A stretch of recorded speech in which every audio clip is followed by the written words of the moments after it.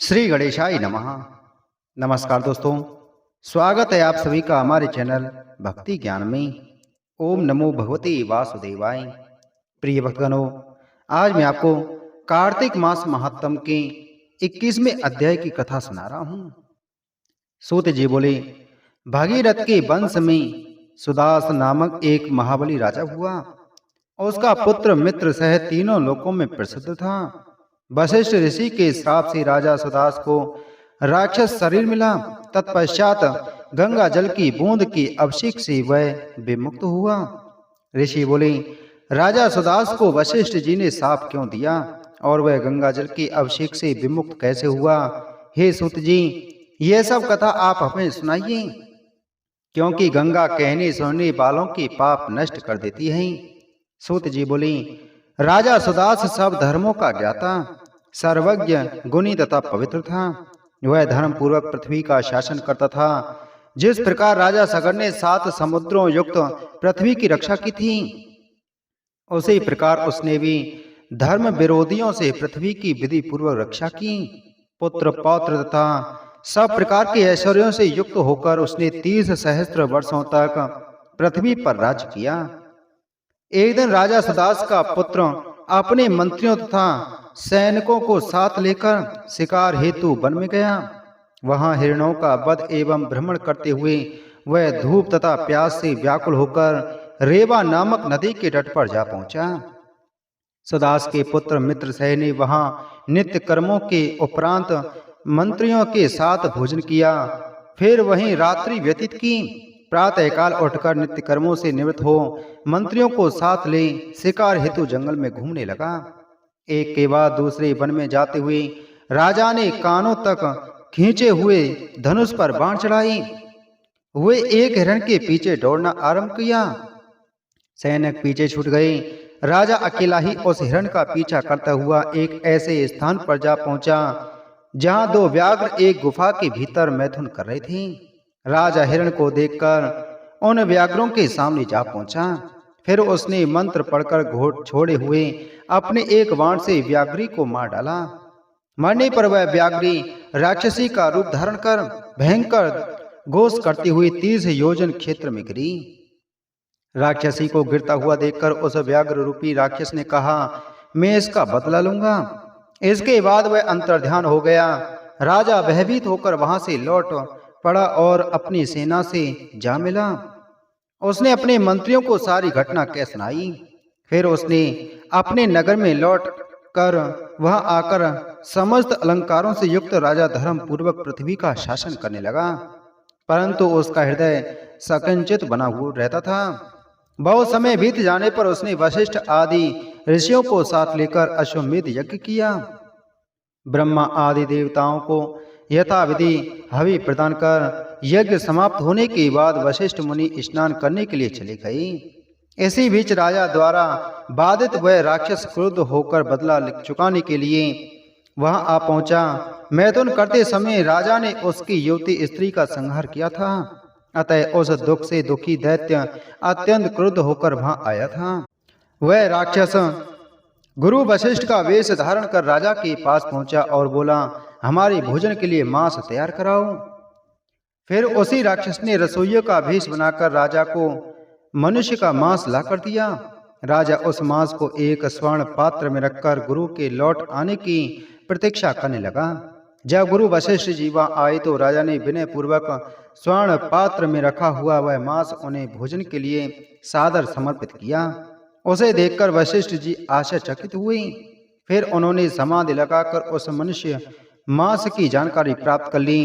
तब मुनि ने सोचा कि दुशील राजा ने हमें अभक्ष्य पदार्थ दिया है, यह आश्चर्य की बात है।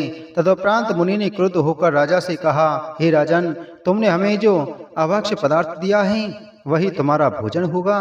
हे राजन, तुमने हमें राक्षसों का भोजन नर मांस दिया है, अतः तुम भी राक्षसत्व को प्राप्त करोगे। इस शाप को सुनकर राजा मित्र से भयभीत हो गया और बोला, आपने ही तो मुझे मांस बनाने की आज्ञा दी थी और आप ही शाप दे रहे हैं। यह सुनकर वशिष्ठ जी ने अपने ज्ञान नेत्रों से यह भी जान लिया कि राजा किसी राक्षस के द्वारा चला गया है। उसी समय राजा ने भी क्रुद्ध हो हाथ में जल लेकर वशिष्ठ जी को साप देना चाहा। तब उसकी पत्नी मदयंती ने कहा। मदयंती बोली, हे क्षत्रिय पुत्र, आप क्रोध को त्याग दें। आपको अपने कर्म का अच्छा फल नहीं मिलेगा। जो व्यक्ति अपने गुरु का तिरस्कार करता है वह निर्जल वन प्रदेश में ब्रह्म राक्षस होता है।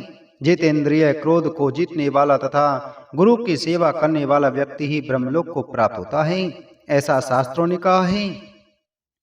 अपनी पत्नी के वचनों को सुनकर राजा ने क्रोध को त्याग दिया और सोचने लगा कि मैं अपने हाथ में लिए हुए जल को कहाँ छोड़ूं। इस जल को मैं जहां भी छोड़ूंगा वह स्थान निश्चित रूप से भस्म हो जाएगा। यह सोचकर उसने वह जल अपने ही पांव पर डाल दिया। उस जल के स्पर्श मात्र से ही राजा के पांव कलमस्ता को प्राप्त हो गए। तब से लोग उसे कलमास्पाद कहकर पुकारने लगे। फिर स्त्री द्वारा समझाए गए कलमास्पाद ने भयभीत होकर गुरु के चरणों की स्तुति की। वह हाथ जोड़कर विनम्र शब्दों में बोला, हे भगवान, आप मेरे अपराधों को क्षमा करें। राजा के वचनों को सुनकर वशिष्ठ जी ने दुखी होकर निश्वास छोड़ी और अविवेकी जानकर स्वयं को ही धिक्कारते हुए सोचा, अविवेक ही सब दुखों की जड़ है। जैसे विवेक नहीं है वह संसार में पशु के समान है। राजा ने तो अज्ञान के वशीभूत होकर अनुचित कार्य किया ही, परंतु मैंने भी विवेक रहित अज्ञानी के समान पापाचरण किया है। विवेकी सदा सुखी रहता है तथा अविवेकी दुख पाता है। यह सोचकर वशिष्ठ जी ने राजा से कहा, मेरा शाप सदा के लिए नहीं है, वह केवल 12 वर्ष तक ही रहेगा। गंगा जल की बूंद के स्पर्श से तुम राक्षस स्वरूप त्याग कर पुनः अपने पूर्व रूप में आ जाओगे तथा पृथ्वी पर राज करोगे। गंगा जल के सेवन से तुम्हारे सब पाप नष्ट हो जाएंगे और तुम हरि सेवा परायण होकर परम शांति प्राप्त करोगे। यह कहकर आश्चर्य संपन्न वशिष्ठ जी अपने आश्रम को चले गए तथा दुखी राजा भी राक्षस रूप हो गया। वह भूख प्यास से व्याकुल होकर नित्य क्रोध तथा अंधेरी रात के समान कृष्ण वर्ण होकर निर्जन मन में घूमने लगा। वहां रहकर मृग, मनुष्य, सरीसृप, पक्षी तथा बंदरों आदि को खाने लगा। ब्राह्मणों की हड्डियों, अन्य प्राणियों के लाल पीले शरीरों, रक्त, मांस, केश आदि से वहां की भूमि भयंकर दिखने लगी। 6 मास के भीतर ही 100 योजन भूमि को ऐसा बनाकर वह दूसरे वन में जा पहुंचा। फिर वह मुनि तथा सिद्ध जनों से सेवित नर्मदा नदी के तट पर पहुंचा। वहां भी उसने मनुष्यों की हत्या करते हुए नित्य मांसाहार किया। सब लोगों को भय देने वाला वह राक्षस एक बार नर्मदा नदी के तट पर भ्रमण कर रहा था कि उसने किसी मुनि को अपनी पत्नी के साथ रमण करते हुए देखा। जिस प्रकार व्याघ्र हिरण के बच्चों को जा पकड़ता है, उसी प्रकार वह भूखे राक्षस ने मुनि को जा पकड़ा। ब्राह्मणी ने जब अपने पति को राक्षस के चंगुल में फंसा देखा तो उसने भयभीत हो सिर के ऊपर जोड़े हुए हाथ जोड़कर इस प्रकार कहा। ब्राह्मणी बोली, आप क्षत्रिय पुत्र हैं, मुझ वहवती की रक्षा कीजिए तथा पति का दान देकर पूर्ण मनोरथ कीजिए। आप सूर्य वंश में उत्पन्न मित्रसेन नामक राजा हैं, राक्षस नहीं हैं, अतः इस निर्जन वन में मेरी रक्षा करें। पतिहीन स्त्री जीवित रहते हुए भी मृतक के समान है।